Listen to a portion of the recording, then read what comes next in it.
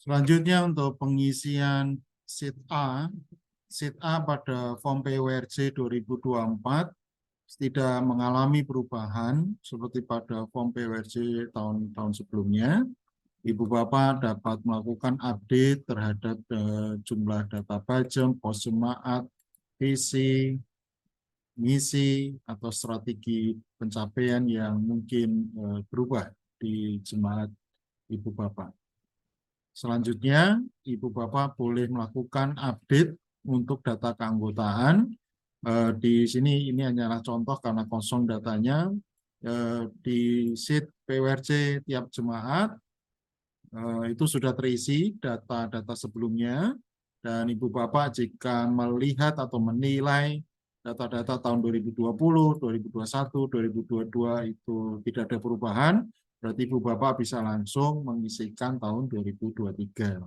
Tapi jika ada perubahan atau ada sesuatu data yang ingin diubah untuk tahun 2020, 2021, dan 2022, Ibu Bapak dapat melakukan perubahan dengan cara mengubah data yang tersedia atau yang tercantum pada setiap kolom dan sel di sheet ini.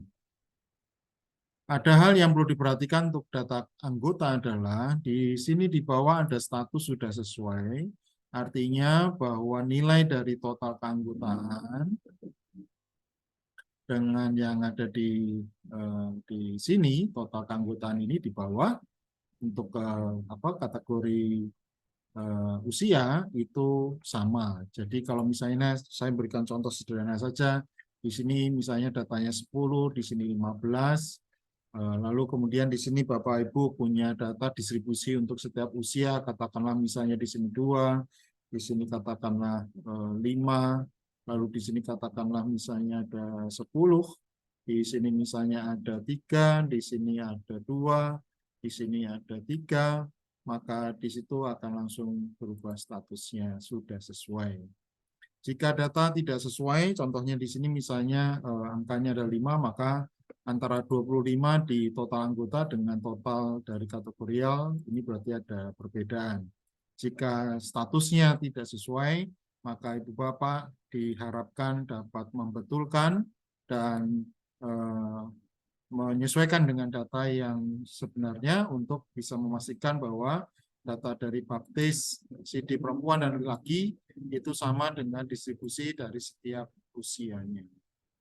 Untuk data simpatisan dapat diisi dan akan lebih baik untuk bisa diisi.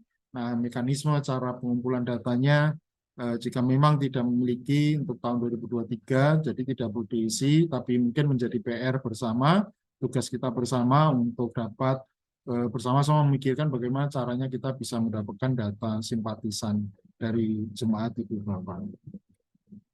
Selanjutnya untuk sumber daya manusia seperti tahun-tahun sebelumnya tidak ada perubahan, Ibu Bapak tinggal menyesuaikan saja untuk tahun 2023, baik itu pendeta aktif atau meritus, lalu penatua, jenis kelamin ataupun kategori usia, Ibu Bapak bisa langsung menyesuaikan, dan ini sama seperti pengecekan di data keanggotaan, data anggota. Jadi di sini kalau misalnya jumlahnya adalah 10 dan 12, maka misalnya total untuk laki-laki perempuan 22, maka untuk distribusi usia juga harus disesuaikan sehingga jumlahnya sama seperti dengan jumlah berdasarkan jenis kelamin.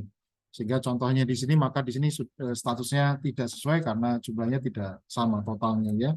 Jadi kita bisa mengisikan katakanlah di sini adalah 8, di sini adalah katakanlah 10, maka di sini adalah 4 dan begitu. Maka di sini akan statusnya sudah sesuai jika datanya sesuai antara jenis kelamin dan kategori usia. Lalu yang ada di pengurus badan, silakan Ibu Bapak mengisikan untuk jumlah pengurusnya dari setiap komisi ataupun badan pelayanan. Jika data yang ada di sini, misalnya Ibu Bapak di jemaat ada bidang yang tidak tercantum di sini, maka Ibu Bapak cukup memasukkannya di lain-lain.